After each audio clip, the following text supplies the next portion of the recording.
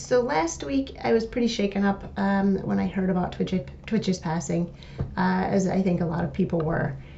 Suicide is a touchy topic, right? And I don't know if anyone else feels like this. I feel like this is a common thing when they hear of someone taking their own life. But yeah, I tend to get pretty shaken up, even like when I don't know that person. Twitch was awesome, and like I watched him on So You Think You Can Dance. He was awesome, but I didn't know him on a personal level. But it takes me back when I do hear of really anyone taking their own life, and so I sat on that for a little while, and it took a little bit of digging to really understand why it affects me in the way that it does. And I discovered what I believe in terms of, for me, is that it comes from understanding that deep level of pain and loneliness, even when you are surrounded by tons of people. I understand the depth of feeling like you have to pretend to be okay, because otherwise you have that fear that you won't be loved or accepted.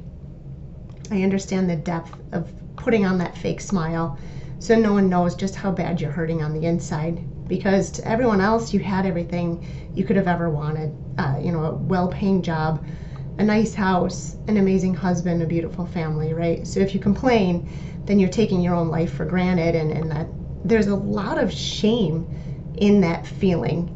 And that is what I hate about anxiety, is the shame that you have in just having it. Anxiety feels like a dark cloud that's just hanging over your head.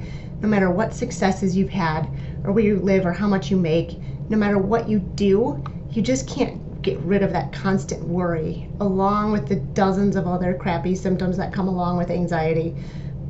You feel like you always have to keep swimming just to keep your head above water, and that gets so exhausting.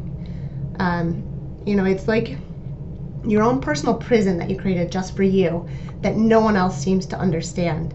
You get mad at yourself that you made it and that you can't stop it, but then you feel even worse because you should be able to stop it, and then you just tear yourself down. It's a cycle that is just never ending. I had high functioning anxiety. I personally have considered taking my own life multiple times. This was some time ago, before I really started jumping into my healing process. So when I hear of others suffering, I know what that place is.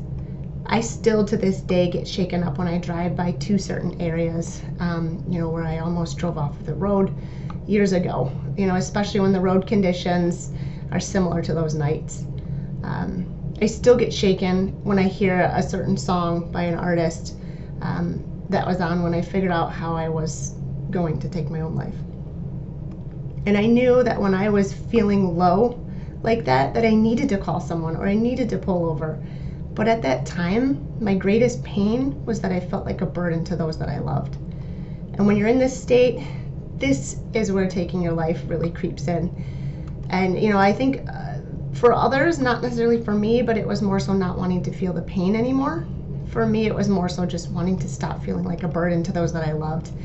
And quite honestly, I took great pride in being able to call myself low maintenance. I felt like I didn't ask for anything, and maybe that was part of my issue in not being able to feel better initially.